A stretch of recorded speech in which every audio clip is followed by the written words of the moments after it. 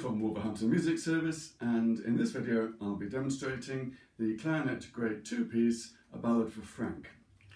Now I'll be doing this first of all by playing the clarinet part by itself, and then following that with playing it with the accompaniment as well. So, about the piece, one of the first things I notice actually is that it's quite often played, unusually for an exam piece, a little bit quicker than the marked tempo, which is okay as long as it's not too much quicker. So just check your tempo against the actual marking, which is crotchet equals 92. So not too much quicker or too much slower. It's supposed to be a slow swing feel, and of course therefore the swing element is very important in this piece. All the quavers are not played as straight or proper quavers, but instead as long and short quavers. Bom, bom, bom, bom, bom, bom, bom. So, very important aspect of the rhythm that you must keep going all the way through that piece. The next most important aspect is the articulation. There's a lot of markings for staccato and slurred notes, and it's very carefully marked in this piece. So observing the articulation really carefully is important. So for the very first phrase, you have a combination of staccato and legato.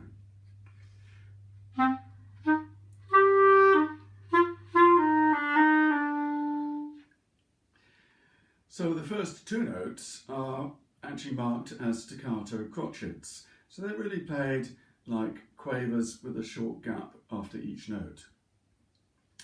Just keep it quite short. Now, as part of that articulation, there are a lot of accents marked in the piece as well.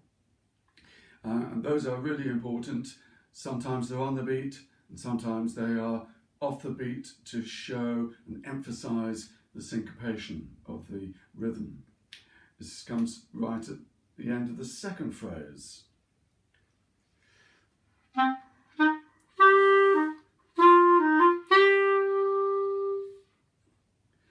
So that last note must be accented, give it a bit more push, a bit more breath, and a bit more tonguing emphasis. As far as the notes and fingering are concerned, it's on the clarinet part, it's the third and fourth lines which are the trickiest, so make sure you really practice the little chromaticisms in that with the C sharps, your G sharps especially. So the second one of those two, line 4, has got both.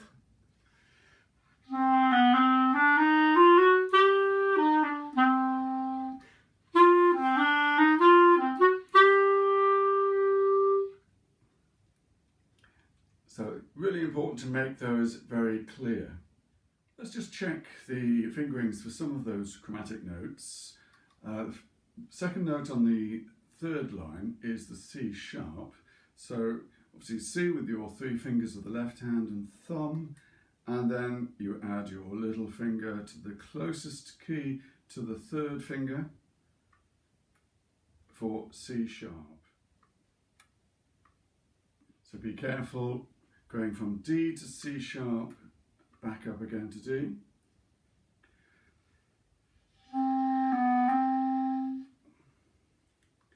And then in the fourth line, the end of the first bar is the G sharp. So see, G is no fingers, open G, all holes are open. And with G sharp, you add key at the top on the side with your first finger, index finger, around, just hit it with around the second joint of your finger from the top. G, G sharp, and of course the dynamics, starting quite softly, mezzo piano, MP. Third line gets a bit louder, mezzo forte. The end of the fourth line is the only point in the piece which I just played then, where you get to forte, where it's loud. It then goes back to being moderately quiet, with just a bit louder at the end as well. so don't forget your dynamics. So here's the piece with just the clarinet part. So I'll be playing it around 92. So just to help you, if you want to play along with this, then I will give you the first 3 beats of the bar before. The 4th beat I use to put the clarinet in my mouth. Here we go. 1, 2, 3.